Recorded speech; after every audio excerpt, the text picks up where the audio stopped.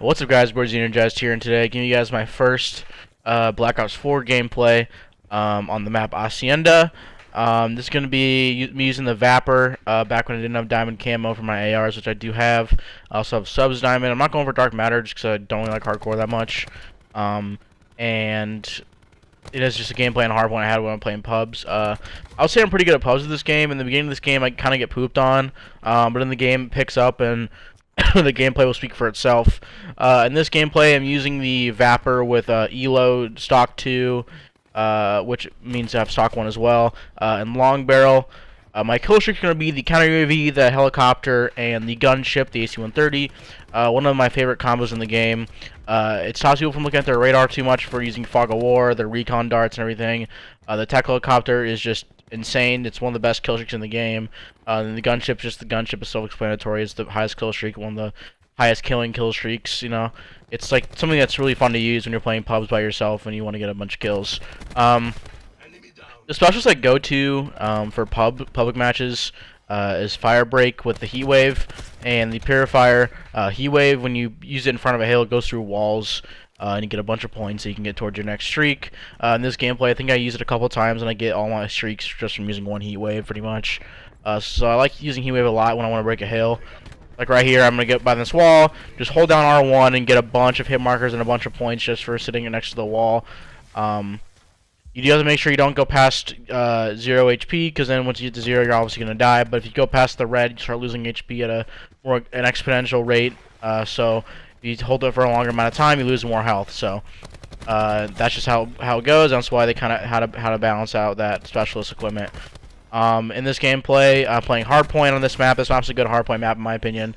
It's probably one of the better hardpoint maps that I've played for competitive. And public matches as well. I like this map a lot.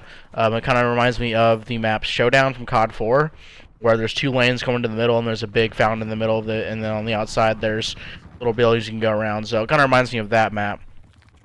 So pretty much that was just 2 minutes of introduction I wanted to do about this gameplay, but everything else I'm going to talk about is my opinions on the game, how I'm feeling, just a bunch of stuff. So what I want to go into is my opinion of the game. I like the game a lot. It's probably the best COD, obviously, on next-gen consoles.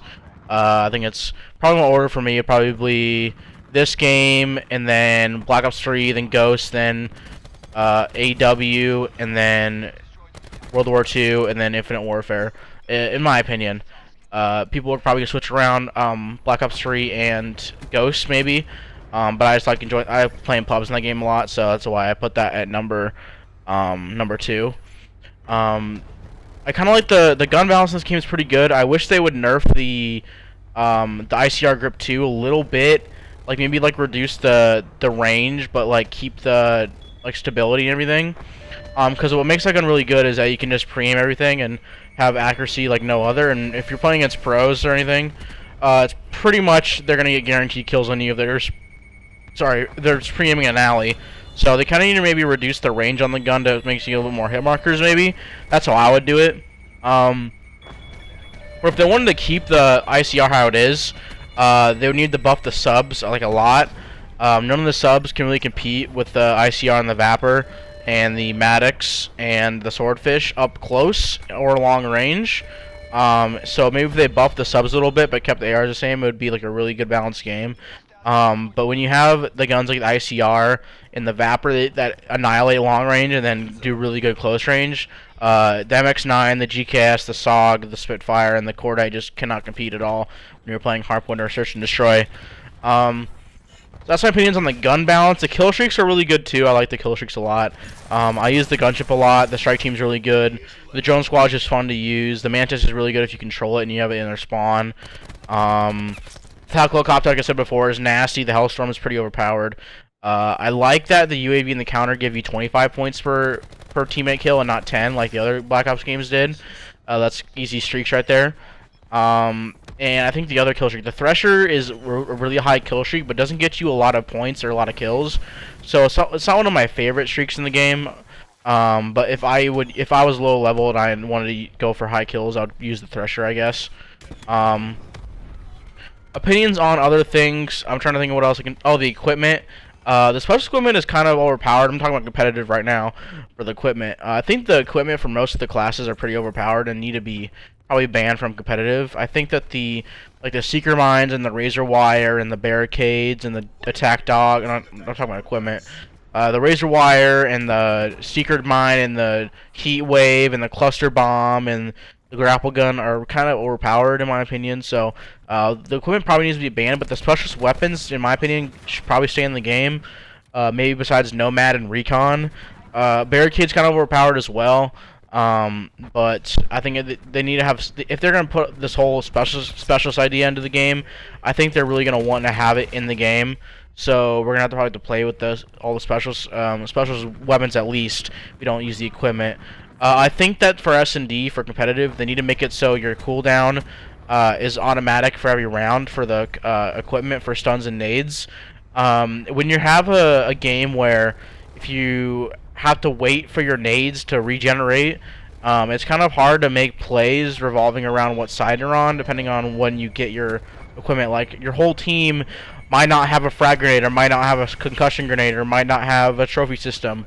So you can never, like, specifically know when a strat is going to work. But when you have a automatic cooldown, or automatic replenishment of your equipment from the beginning of the round, it makes it so you can revolve strats around every round you play, and not just waiting for one certain round when you're down 4-0 and you want to do a stun push play on round 5, you know? So I think that the idea of having your equipment be replenished on spawn for every round in S&D is going to be very important to do. I think that they need to reduce the amount of time the specialist weapons are being regenerated over time in S&D. I know people have been getting, like, double war machines in Search and Destroy because of how fast it is to get each weapon in the game in S&D.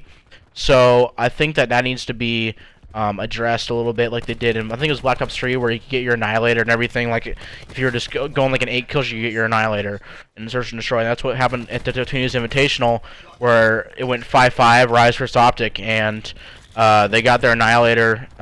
Everyone got their Specialist at the last round, and Slack, I think, got like a 3-piece of the Annihilator because he got it at the end of the round, having like 8 or 7 kills or something. So they probably need to address that. General bugs, the custom games are kind of buggy right now. It's hard to get into games. It's hard to, use the interface in general. It's not really user friendly that much. It's kind of buggy and glitchy, but I know they'll probably fix it over time, which is, okay, I guess. I mean, they probably should have been fixed in the beginning of the game because they wanted to bridge the gap between the casuals and the competitive players. But when you have a custom games that doesn't work very well, it just doesn't help at all for competitive, So that's an issue with the custom games. You can't really, so for example, the interfaces is kind of messed up because, for one, when you put on like open team assignment, where like in Black Ops 3 you click R1L1 to switch your team, now you have to be host selected by the host to switch teams, even if you click open for a team assignment. Because I don't know, maybe it's glitch or something, but that's just an issue. They need to fix that. Just all the rules sometimes just don't like register. Like, you put on silent plant, but you can still hear the plant go down and the bomb being picked up.